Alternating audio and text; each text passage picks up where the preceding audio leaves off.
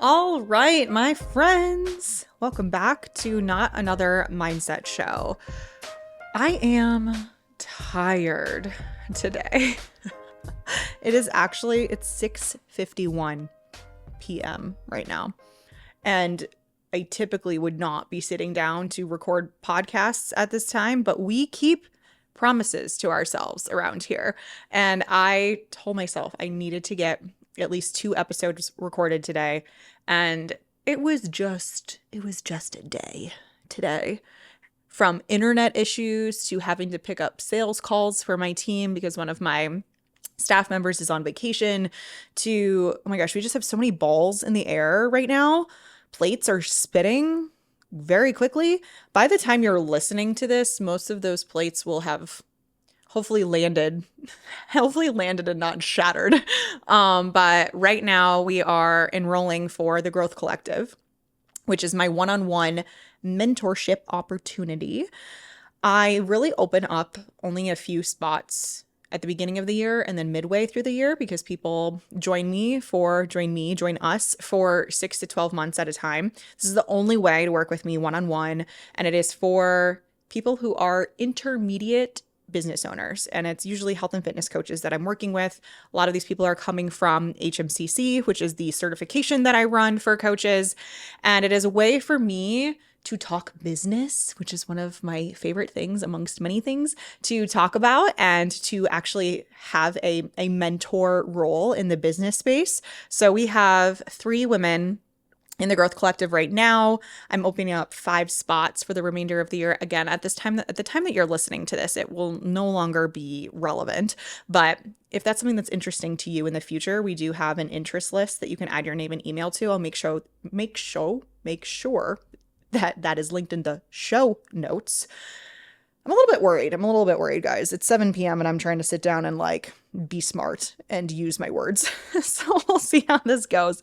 We also have level 2 of the health mindset coaching certification enrolling this month. By the time that you're listening to this, you may or may not know about this if you're an HMCC student already. If you haven't heard about it, you should have, and you should really consider joining us for level 2. Level 2 is all about application. It is really heavy on hands-on application. So you're literally taking a client through the program with you.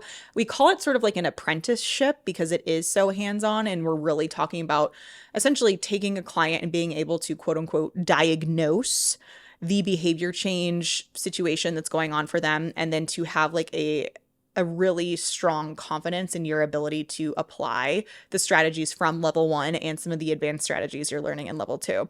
Excited about that. And then, oh my gosh, in August, we have one of the best times of year. We're enrolling for the health mindset coaching certification. So this is the level 1, since I was just talking about level 2. And with that, we also have the coaching code, which is a 3-part series that is entirely free, no strings attached. Come hang out with me and learn all things coaching strategy when it comes to mindset and behavior change. So that is something you can enroll for right now. And again, it's totally free. Would love to see you there. Please come hang out. It is 3 days. It's a Thursday, Tuesday, and then the following Thursday. The first one is on August 8th. So please come join us. I'll make sure that link is for you in the show notes as well. All right, holy housekeeping out of the way. Do you understand now why I'm sitting down to record this at 7 p.m.? Got so many good things going on right now, but it is just there's a lot of prep for every single one of those things, a lot of things that happen for each one of those things. And I am incredibly thankful for my team. That's pretty much all that comes down to. So here we go. We are talking all or nothing thinking today, which is such a hot topic. Not only for coaches, because as we know, a lot of our clients think this way, I have to be 100% perfect, otherwise I'm not going to be able to make progress. But it's also just for everyone, whether it is health and fitness oriented or otherwise. There's a lot of perfectionists out there. I can see you. I'm actually not very much of a perfectionist, believe it or not. And I do think a lot of my success is attributed to the fact that I'm willing to just fucking throw it out there and see what happens and make changes later if I need to. That has definitely flown back at me in not the greatest way. But I digress. All or nothing thinking. It is a mechanism for self-sabotage, for sure. This is very much related to the last couple episodes where I've been talking about self-sabotage. So if you haven't listened to those yet, you're cool with just listening to this one, but it might help you to listen to the other ones too. So definitely consider that at least. So with that said, why does this all or nothing thing happen? What do we do about it? Okay, so we're going to back up, give some research foundations, as always, because we need to know the scientific foundations in order to make the best choices, ask the best questions going forward, because we actually understand the foundations of where everything is coming from. So in the research, when we're talking about all or nothing thinking, you may see it called that, but not super often. What you're more likely to see it called is dichotomous thinking. So if you wanted to jump over to Google Scholar machine and type in dichotomous thinking for eating behaviors, you'll find a lot of work in that area. And I'm going to read you guys the research definition for this, so you know kind of like this is how researchers, scientists are looking at all or nothing thinking and how they're describing it. So it's the tendency to think in terms of binary oppositions, such as good or bad, black or white, healthy or unhealthy, and could be regarded as a form of cognitive rigidity. I'm pausing there on purpose. I'll tell you why. Reflecting thus a less complex thinking style. Just like butcher that. This is where the 7 p.m. is coming in. So cognitive rigidity, less complex thinking style. This is a theme that's going to come up a lot with a lot of topics that we're talking about in general. Even like when we boil it down, when we're talking about fixed mindset, a lot of the reasons the fixed mindset exists is due to a lack of psychological flexibility. So you're thinking, in this case, when we're talking about all or nothing thinking, dichotomous thinking, same thing, interchangeable terms there, right? It's a lack of flexibility. You see it one way or the other, and there's not a lot of gray area. And for the most part, I would argue, honestly, in general, that people would be better off if they just thought more flexibly and had more psychological flexibility. So what that looks like is just like really having the ability to evaluate all the different options that could be available, all the different alternatives, all the different ways that something could play out, and really spending more time there rather than thinking like it's either going to go this way or that way, or it's either going to be bad or good, or food is either good or bad, right? So that's going to be a common theme that comes up. And I think if you're a coach and you're listening to this, you probably understand and can see that a lot, where your clients don't have a lot of cognitive flexibility, psychological flexibility, and they're not thinking about things in a lot of different ways. It's just sort of like, oh, it has to go this way, or it's going to do that, or it must be this, when the reality is there's like so many different options that could be, right? And I would even think for yourself, anything that you have struggled with, whether it is like to grow your business, your coaching, to learn a new skill. Like I'm currently relearning piano, or at least I'm trying to get back into it. That's been tough for me. I've been spending a lot of time learning Spanish, and I'm like, this is where my brain wants to go. I want to tell you about my Spanish lessons, guys, but that's like not the point of this episode. But with those things, it's learning a new skill, and it can sometimes feel like this is like as good as it's going to get, or if I don't practice more than twice per week, what's the point, or whatever, right?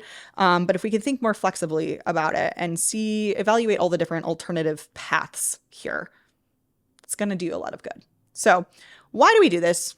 Why do we think in this inflexible way? Black, white, good, bad, healthy, unhealthy, the end. There's a reason. There's always a reason. Humans are complex, but quite simple at the end of the day. So why do we think in this, why do we tend to fall in this all or nothing thinking type of trap?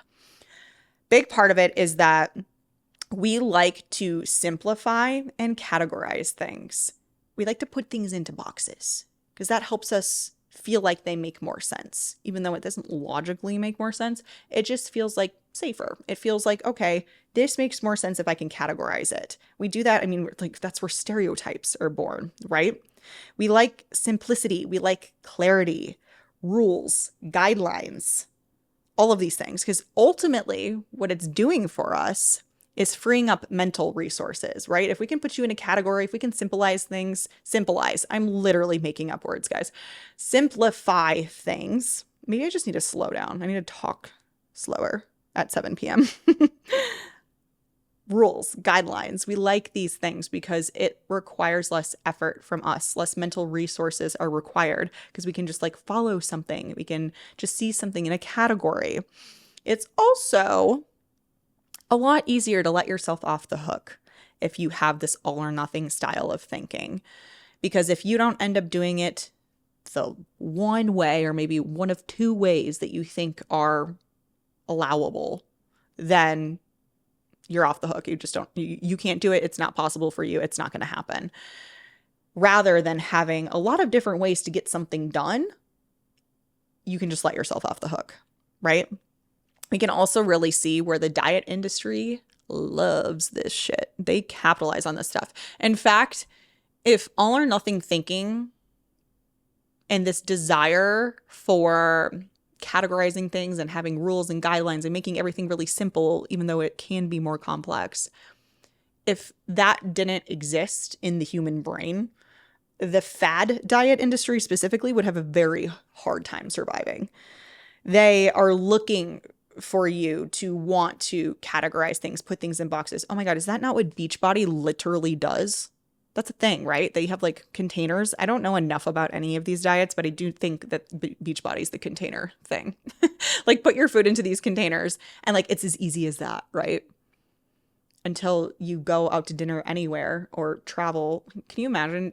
I'm not going to like just sit here and shit on Beachbody, but just like going to your daughter's wedding and pulling out your containers to fit in the wedding dinner. And do people do that? I may be just totally making all of this up. So maybe just don't listen to me here. But anyway, the diet industry knows. The diet industry knows you like rules and guidelines and want to simplify things and make it as easy as possible and make it less effortful for your brain and on your mental resources. So they capitalize on this stuff, right? So what we know from the research when it comes to all or nothing thinking, I've got some big bullet points here. And what we see is related to this type of dichotomous thinking, all or nothing thinking. Number one, it relates to more restrictive eating and restraint. Which is kind of interesting, right? Because I would almost think that restrictive eating would lead to all or nothing thinking, which it does. Spoiler alert, we're going to talk about that in a little bit. But also it goes the other way too. So if you have a more all or nothing thinking way of thinking when it comes to exercise and nutrition, that can lead to you being more restrictive with your approaches. It also leads to counter-regulatory responses. So this could be something like punishment cardio, right? I had too much dessert last night. I drank too much. So I need to get on the Stairmaster for an hour tomorrow morning. It can lead to minor off-track situations turning into overeating or just total abandonment of the diet. Again, these are research results. So these are findings that I noted down related to all or nothing thinking. There's also a relation to higher BMI.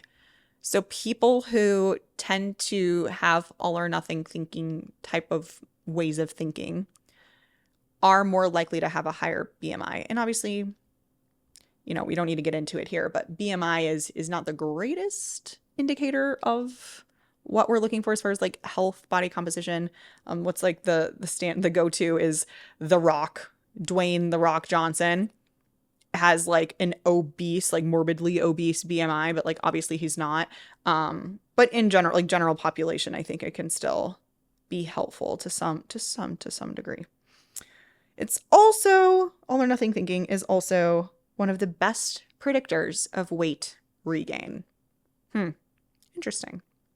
Okay, so stuff that we kind of probably already know at face value. And if you're a coach and you're listening to this, you're like, yep, that all makes a lot of sense to me. That if people think in these terms of like, it has to be this way or nothing, like that makes sense why it would lead to weight regain, higher BMI, off-track situations leading to overeating, counter-regulatory responses like punishment cardio, more restrictive eating, restraint, etc.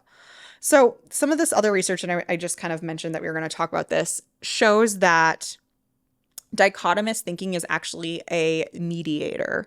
And again, when I say dichotomous thinking, I'm sorry, you guys, I'm interchanging this a lot. All or nothing thinking and dichotomous thinking are the same thing. But dichotomous thinking is what the term that they use in the research more often that you're going to see. So researchers see dichotomous thinking as a mediator.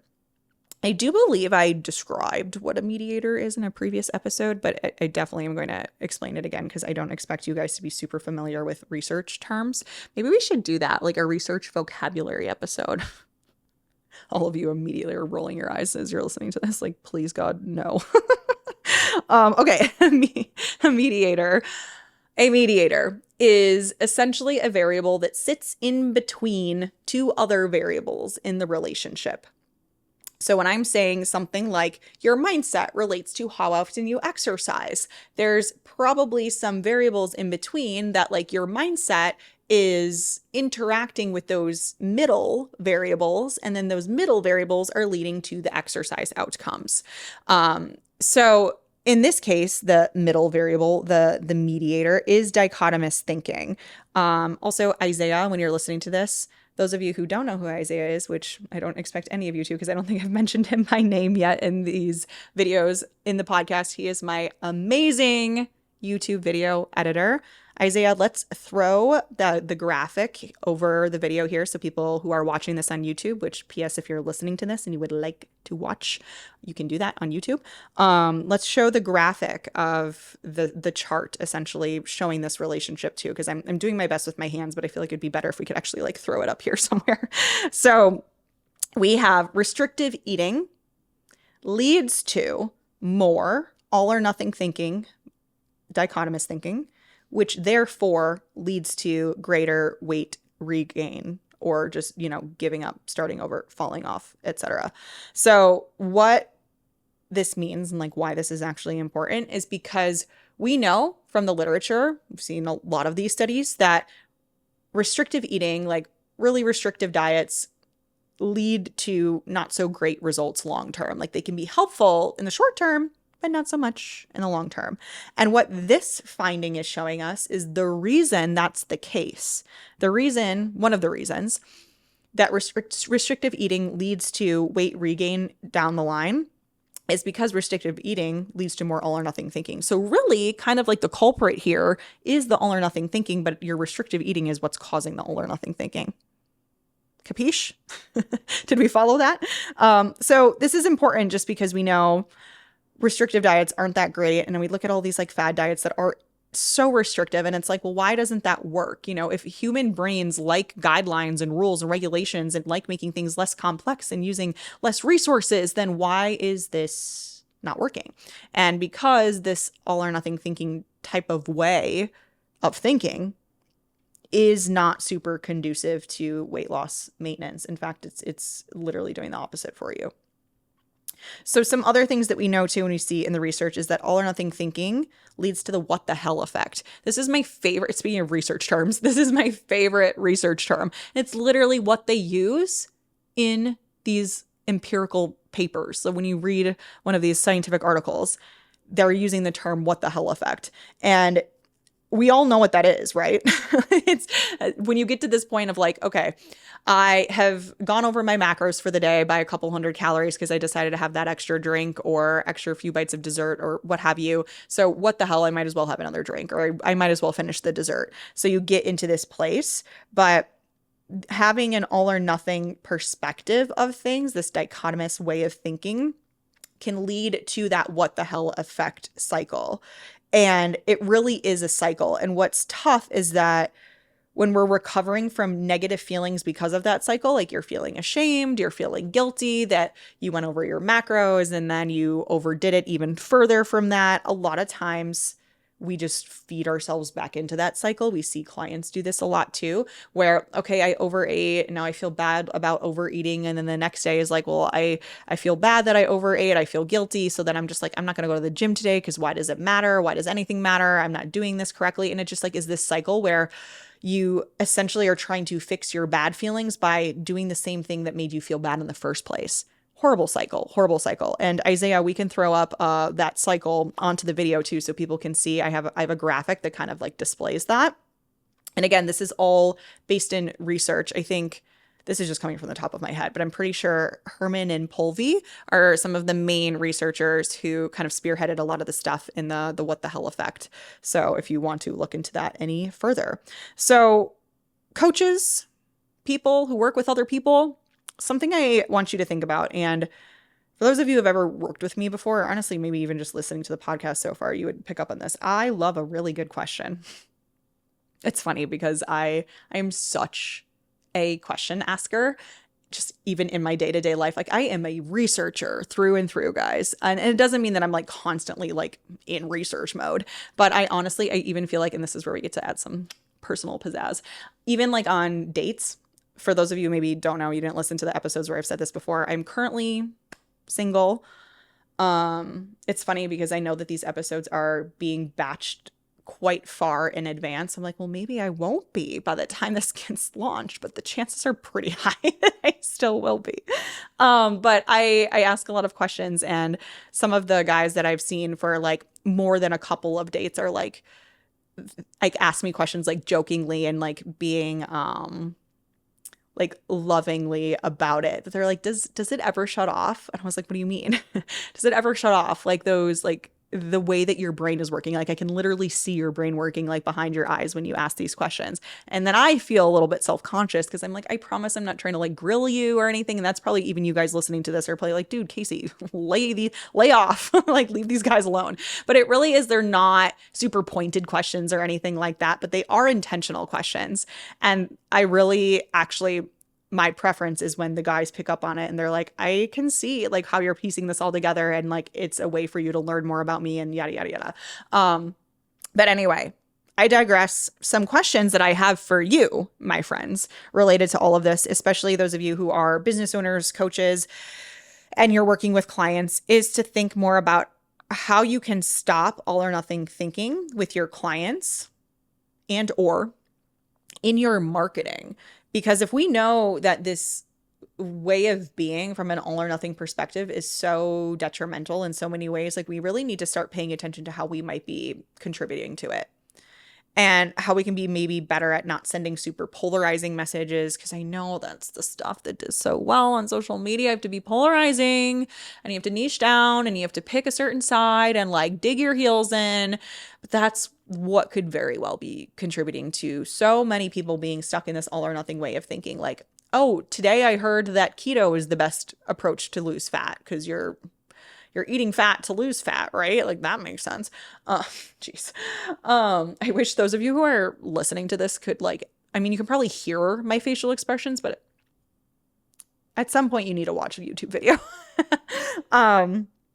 Or, you know, one day I hear keto is the best, and then the next day I hear that like carbs are your best source of fuel, and like anyone who tells you that to eat keto is wrong and stupid and has no morals. And then people get so confused because they're like, one day I hear this, the next day I hear that. But those are all feeding to an all or nothing perspective, regardless. Like it's this way, this is the best way, or else in those messages, right? So I'm assuming if you're listening to this podcast, you're not one of those people, but just be cautious with your messages because they really do make a difference. And then everyone gets frustrated when you have clients who are all or nothing thinkers, but that's the type of messages you're kind of putting out there. So just be cautious. And also thinking about just options for helping clients adopt less of a black and white, more gray area style of thinking, which is like the way of saying, how do we help people be more cognitively or like psychologically flexible versus cognitively or psychologically rigid? How do we add more complexity without potentially making it more confusing, right? Because we don't want to do that either. So we're going to talk about some strategies in general for doing so, obviously, but think about what that means for you and your coaching practices. Not me giving you like a deliberate pause to think, because you can't actually hit pause when you're listening, right? Okay, so how do we begin tackling all or nothing thinking? First of all, if you have not listened to the previous episode, I told you you don't have to, but the previous episode on diagnosing self-sabotage through my, here I have to say it again, and it's like annoying that I couldn't think of a better acronym because I thought it'd be cute, but now I hate that I have to say the word shit all of the time because it's the SHIT. It's like an acronym framework, whatever, for for diagnosing self-sabotage. Anyway, go listen to that. I think that's a good place to start in general. But we're also going to walk through a few steps from a like mindset and belief perspective. So the first things we want to do is really get a better understanding of where does this person that you're working with, or if this is for you, you can do this with yourself too. What do those all or nothing beliefs really sound like? We want to get really specific. Like, what are those exact statements? So if you're worried about a client who has this all or nothing way of thinking, she has a tendency for it, what are the exact statements that she's saying to you in her check-ins, via WhatsApp, however you communicate with your clients? What are the exact things that she's saying? So it's really easy for us to be like, oh yeah, she struggles with that, or most of my clients are totally are all or nothing thinkers. But like, what are they actually saying? Like, can you tell me what those phrases are? We don't want to make assumptions that we know what those beliefs are and where they're coming from and what they really are. So really take some time to like figure out what that is. And then from there, we can think more about the where and the when. Where and when are those beliefs actually showing up? Because it's probably not all of the time. And there probably are some unique triggers, some certain people, some certain situations that really make those beliefs shine in the worst way, right? So what is that? And this could be just a conversation that you have with your client too. Like, do you have any idea of like certain people, situations, triggers of those beliefs? Or is it something that you feel like is kind of like steadfast and is there all of the time? And then third, why the heck do these beliefs exist in the first place? Was it their parents? Is it this freaking diet industry we were just talking about? Social norms, negative core beliefs that they maybe have about themselves? All of these things are also related to those pieces, the shit method from diagnosing self-sabotage. So that's all kind of related to this as well. So we can better understand like why the beliefs exist and we can diagnose that self-sabotage. All or nothing thinking is a form of self-sabotage. That's why we're here. That's why we're talking about this, right? But what is contributing to that? Like, what makes those beliefs exist? Because usually we can trace it back to, again, something going on as far as like social norms, beliefs about themselves, their parents, the diet industry, etc. So that's like a kind of like a 3-step process that you can start with in addition to that the diagnosis that I discussed in the other episode. So another thing though, which I'm sure all of you saw this coming. If you didn't, you don't know me at all. That can greatly help with all or nothing thinking is cultivating a growth mindset. Because at the end of the day, all or nothing thinking is a fixed mindset. Believing something needs to be 100% or it's not worth doing, that's a fixed mindset. Thinking that the effective workouts are the ones that are leaving you crawling out of the gym, and it has to be that way or else, fixed mindset. Actually, when I first got into my health and fitness journey, I wore like the polar heart rate monitors that had like the watch, but then also like a literal strap around my chest. Like we had these in gym class when I was growing up, and I apparently took that with me and would not think that a workout was effective unless the polar heart rate monitor was saying that I burned 600 calories, which we all know, especially from like a strength training perspective, that the number of calories that you burn in the session, like, are not super relevant because a lot of what's happening is in the quote unquote like after effects of strength training, whereas like cardio is a little bit more like obviously in the moment. You're not having to like repair and rebuild your muscle tissue, and that is like requiring energy long after the strength training session is already over. But anyway, I digress. I was definitely in an all or nothing perspective, and I can still like I remember that where I was standing in the gym.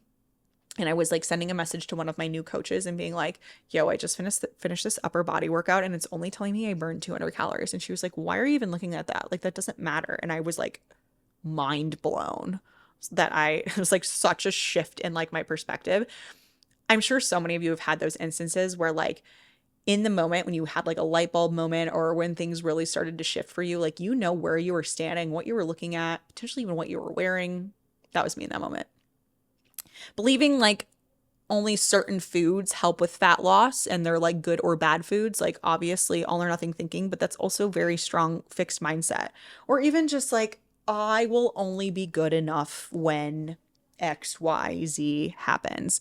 That is also a very strong fixed mindset, but I think we can all argue that that is also an all or nothing way of thinking. So all or nothing thinking really is just often a fixed mindset in disguise. So if that's the case, what is the best way to work on our all or nothing thinking, work on it with our clients? The cure is a growth mindset. So focusing on mindset, doing mindset work is going to be really important here.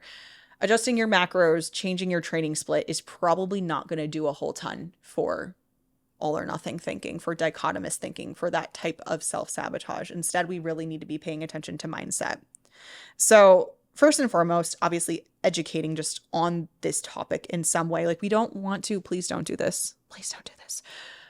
We don't want to just go to our clients and say, well, you have a fixed mindset. And that's where we need to start, right? Because a lot of times, all of the time, people with fixed mindsets are going to get pretty defensive. And if you tell them that they have a fixed mindset, like, that's not going to feel good to them. And they're probably not going to be willing to do the mindset work if you're just like calling them out, right? Obviously, there is, to some degree, can be ways of quote unquote calling them out in a more compassionate manner where they actually will respond well. So just like with anything, like starting to pay attention to where that fixed mindset shows up, identifying when they are using words like always or never, or I'm just not the type of person for this, and see how that coincides with their all or nothing thinking patterns. And the more you can encourage a growth mindset, the harder it's going to be for your clients to think in an all or nothing way. Point blank, period. So if we are working on mindset, we are inherently going to be helping with all or nothing thinking and therefore self-sabotaging behaviors. Bing, bang, boom. And that is why everything I do exists. So one thing to really remember here is that as humans, it's totally normal to be thinking this way. Again, our brains are wired to want to conserve energy, conserve resources. So it's easier to think in less complex ways.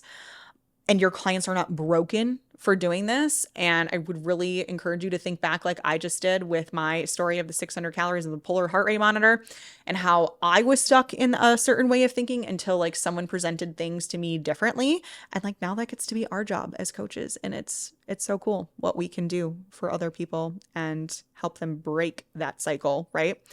That this way of thinking is normal, but that doesn't mean it can't change. That is the message. And I know we talked about compensatory messaging in previous episodes, and that's this idea that we want people to feel like, oh, I can change, but I also don't want to feel guilty for where I'm at and things like that. Like all of that comes into play here. So help your clients recognize slip-ups as part of the process, and not that they necessarily need to label those slip-ups as good or bad or whatever, right, wrong. There's no reason to feel guilty or ashamed. Like it's all kind of just part of the process. Obviously easier said than done, I know, but that's all or nothing thinking comes into play all of the time. It's not just like, I think this food is good and this food is bad. It can really come down to like, I am bad, or I am good, or I did good this week, or I did bad this week, and really helping them to better see how there's more complex ways of thinking. That's what you should be doing in your check-ins all of the time, and helping encourage how I said at the beginning that we're going to see this constant theme of more psychological flexibility and thinking more flexibly. You should be really trying to encourage your clients to do that inside your coaching practices. And the more they're able to do that, the better they're going to be able to see different options and solutions and bring those to you, rather than you having to bring it to them and then them not actually following it, because nobody actually wants to do the things that they're told. They would rather come up with the solutions themselves, as much as they say, just tell me what to do. That's not necessarily the case. Okay.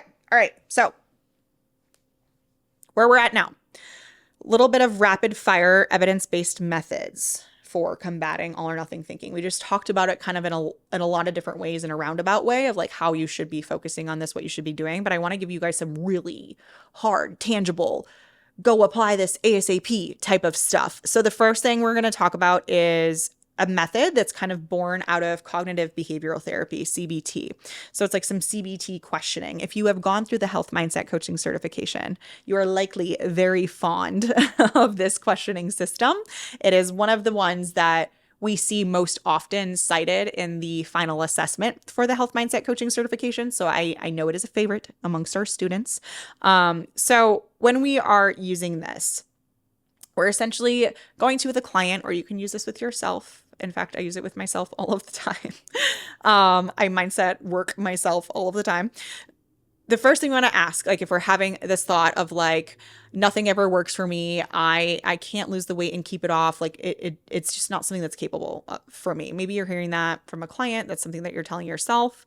What is the evidence for this belief? Question number one.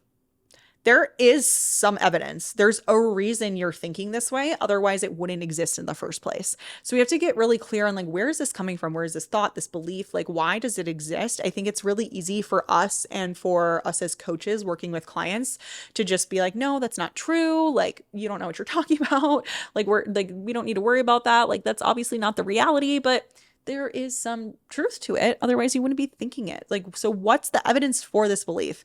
And if you're thinking like nothing ever works for me, I can never lose weight and keep it off, the evidence that you have is that you've probably tried in the past and it didn't work. And that's valid. Like, that's really valid. We can't just brush over that. That is something that we need to keep in mind going forward as we continue to work together.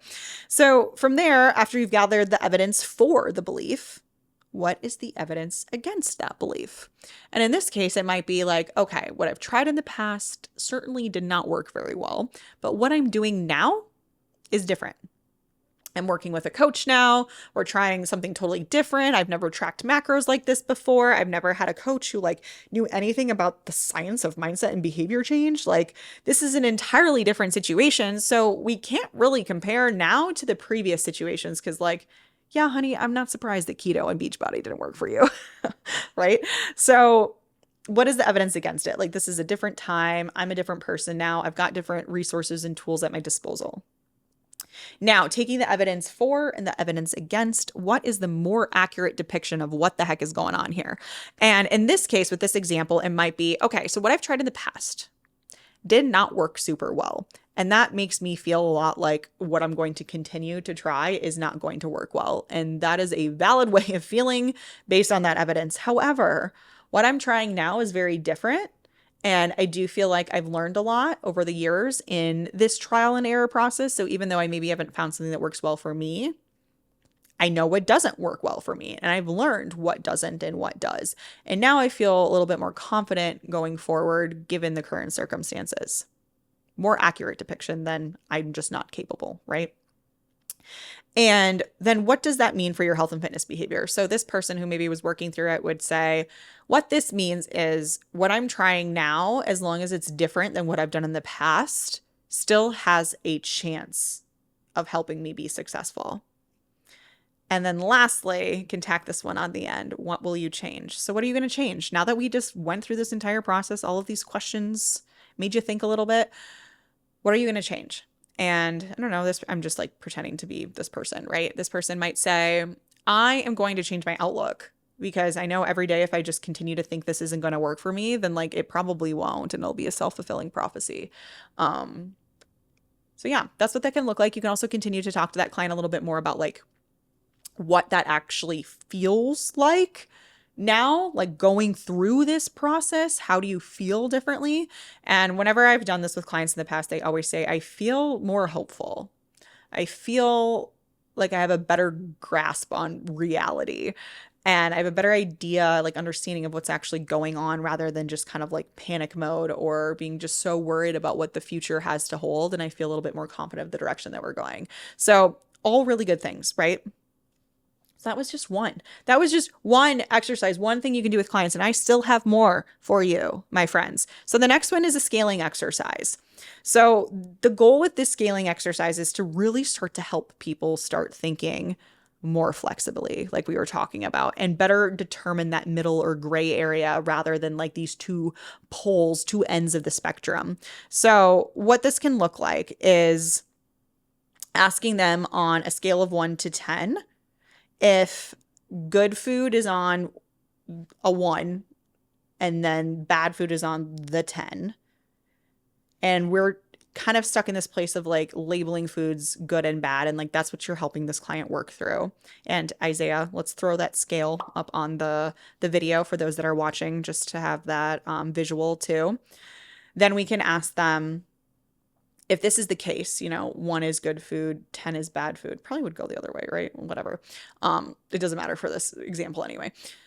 Asking them, okay, well, if that's the case, we have these two opposite sides of the spectrum, then what would fall into a 4, 5, or 6? If like good foods are vegetables, lean proteins, healthy fats, bad foods are cupcakes, pizza, ice cream. Why is it so hard for me to think of the word ice cream? And then if that's the case, then what foods fall in 4, 5, 6? And that can be really hard for someone to answer if they're stuck in this all or nothing perspective, but it really challenges their way of thinking and encourages them to think more flexibly. So then I don't know, what would maybe someone try to be like, I don't know, maybe oatmeal goes in the middle because I've been hearing all this bad stuff about oatmeal, or fruit, because apparently fruit's also bad for you, especially bananas. Oh my God. The things that bananas can do to you from what I've seen on social media. God. Anyway, so I don't know. They will probably really struggle with this, right? So having them think about that, the same with like failure and success, or wrong versus right, like what ends up falling in the middle then? Because there's always a gray area. There's always stuff that falls in the middle. There's always nuance. So that can be a really, really good exercise for your clients or yourself to try. And the last thing I have for you, last couple things, is just like surrounding the idea of reframing and rationalizing in general, because that's kind of what we need to end up doing if we're in this like all or nothing thinking trap. So the first thing to do would be to help your clients try to see how all or nothing thinking isn't rational by not telling them directly that it's not. Because again, that's not where we are never as coaches trying to just directly tell people things. That is the biggest thing when it comes to like real mindset coaching, real in quotes here. And if we're even going to call it mindset coaching, because I don't love the term, but I know it's the term that everybody uses. So it's the term that I have to use. It's never direct. It's always in between the lines. It's through the questions that you ask. It's how you present information. It's not necessarily a direct, like, this is how you need to think differently, if ever. So anyway, I digress. In this case, what we can do is take away the context. So an example would be eating cupcakes is bad because cupcakes are bad foods, right? But taking away the context of that, or putting it in different context and saying something like, well, are cupcakes just as bad when it's your birthday? Or are they just as bad when your friend knew that you were really upset about something and she brought over your favorite flavor made into cupcake form? Like you're a big red velvet fan and she made you red velvet cupcakes. Are they still really bad then? So if you add different context to it, then suddenly, oh, maybe they're not so bad, but that flies in the face of an all or nothing perspective where cupcakes are always bad. So having some conversation around that can be really, really helpful. And that's where you can create those type of light bulb moments and ways of thinking differently for your clients. And those are the things that stick, just like that 600 calories doesn't even matter situation for me with the heart rate monitor. Okay, the other thing is to help clients feel in control of their decisions, their choices, and the meaning that's assigned to things. It's just so important. And we've talked about autonomy a lot on this show already, and I'm not going to stop anytime soon because it is a basic psychological need when it comes to like staying motivated and sticking to things. So autonomy is so important. So asking more questions is really what I'm getting at here, and asking clients, why does it have to be good or bad, or right or wrong? Why can't it just be a choice? And encouraging them to make conscious choices and decisions, and feeling good about what they're doing, and that they know that they're making a choice in the moment to eat the cupcake. The cupcake's not good or bad. You're just making a choice to have the cupcake or not have the cupcake. And hopefully that choice is based on just like how you want to feel after and nothing else, right? And really trying to seek neutrality with everything. Like that's really so much of health and fitness stuff. The negative stuff could be combated with coming from a place of neutrality and also thinking more flexibly. Like so much of it boils down to that. So how do we create a place of neutrality and not assigning bad or negative meaning to things and instead just being like, it's just a choice. I'm just deciding to do this or not do this, the end. I know, again, easier said than done, but that is the beauty of what you can do as a health and fitness coach and how you can help your clients. And this is a lot of what we talk about inside the Health Mindset Coaching certification. And I'm very excited because we open enrollment for our fall cohort in August 19th. I am like, shoot, is that correct? I really do think that's correct. I think it is the 19th. But prior to that, again, we have the coaching code. And this is so much fun for me because it is my opportunity to connect with so many of you for free $99, $0, zero cost. You can just show up and hang out with me. We usually run these calls for like an hour to 90 minutes, and it starts on August 8th. And again, this is like your opportunity to kind of get your feet wet with some of the behavior change mindset practices that we're talking about on the podcast that you see me talk about all the time on the Instagrams. Just what I'm so freaking passionate about. And you get to learn from me for free. You get to hang out for free. So come, please join us. We're going to have some fabulous prizes as well for people who are submitting assignments. So I'm holding you to it. This isn't just like a show up and leave. I have assignments for you to go and like really think how you're going to apply this stuff. And when you do those assignments, again, you get to potentially win some prizes. So we're having fun with it too. But that is all happening again, August 8th. I will leave the link for you below in the show notes. But that is all I have for you, my friends. Thank you so much. So much for being here. At this point in time, I was just told today by my team members that we hit 500 downloads in our first week. By the time that you're listening to this, it will already have been launched for like 2.5 months, which is crazy. I'm like time traveling right now. But it's been so fun to connect with you guys already through the podcast and the reviews. Again, you'll hear this during the outro if you keep listening after this. But if you do submit a review, please don't forget to click the form link that we have listed in the show notes so that you can upload your review there and have a chance to win one of my workshops. We're doing that every single month. So please leave a review. It means so much to me. And in general, I love hearing your feedback. So please don't hesitate to reach out. Can you tell that I really like sitting here and talking to you because I just like extend this for far longer than it needs to be? Oh my God. Okay. It's also now what? Yeah, 7:40. Your girl has to eat dinner. She's got a fantasy novel she needs to get into and then get to bed. I love you. Thank you so much. And I'll see you next time.